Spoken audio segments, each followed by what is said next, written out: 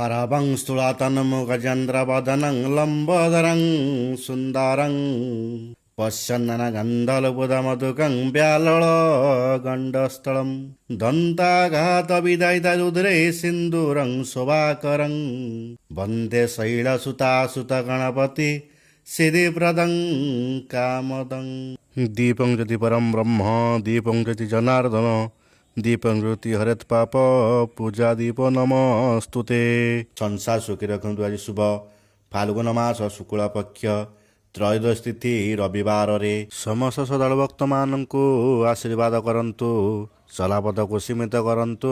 मनस्कामना ପୂର୍ଣ୍ଣ କରନ୍ତୁ।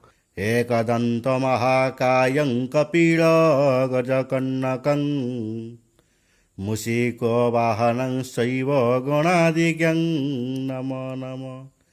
वक्रतुण्ड महाकाय सूर्यकोटि समप्रभ निर्विघ्नं कुरु मे देव सर्वकार्येषु सर्वदा।